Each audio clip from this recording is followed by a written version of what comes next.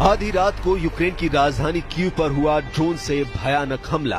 Kyiv के आसमान पर बम गोलों की बरसात ऐसी हुई कि पूरे कीव में सायरन गूंजने लगा।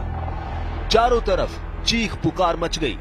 अधिकारियों ने बताया कि रूस ने कीव और यूक्रेन के अन्य हिस्सों को निशाना बनाते हुए रात भर मिसाइल और ड्रोन हमलों की कई लहरें चलाई, जिसमें क्रीवी री में एक नागरिक की मौत हो गई और कीव और अन्य जगहों पर इमारतों और कारों को नुकसान हुआ।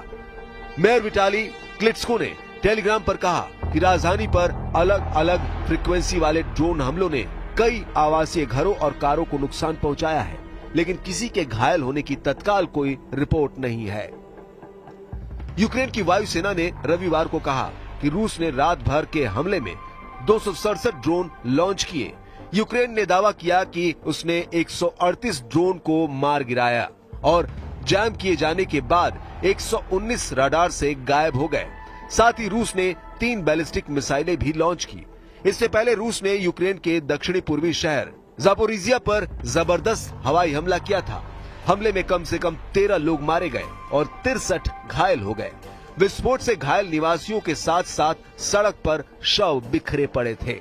इसके बाद भड़के यूक्रेन ने रूस के अंदर एंगेल्स शहर में एक तेल डिपो पर हमला बोला। ये रूसी परमाणु बमवर्षक विमानों के लिए ईंधन की आपूर्ति करता था। हमले के बाद डिपो में भीषण आग लग गई। यह हमला इस मामले में महत्वपूर्ण माना जा रहा है कि यूक्रेन का दावा है कि इसके लिए स्वदेशी हथियार का इस्तेमाल किया गया है। रूसी अधिकारियों ने क्षेत्र में बड़े ड्रोन हमले को स्वीकार किया है।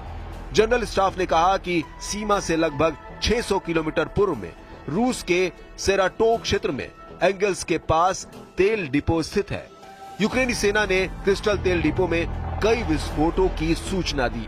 यूक्रेन के राष्ट्रपति व्लादिमीर जेलेंस्की ने पिछले साल कहा था कि उनके देश ने ऐसा हथियार विकसित किया है जो 700 किलोमीटर दूर लक्ष्य पर हमला कर सकता है। कुछ यूक्रेनी ड्रोन हमलों ने 1000 किलोमीटर से अधिक दूर के लक्ष्यों को निशाना बनाया है।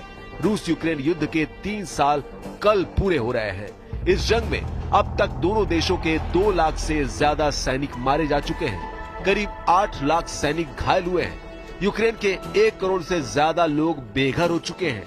इनमें 20 लाख बच्चे हैं जो इस युद्ध की त्रासदी से जूझे। ये सेकेंड वर्ल्ड वॉर के बाद यूरोप में सबसे बड़ी तबाही है।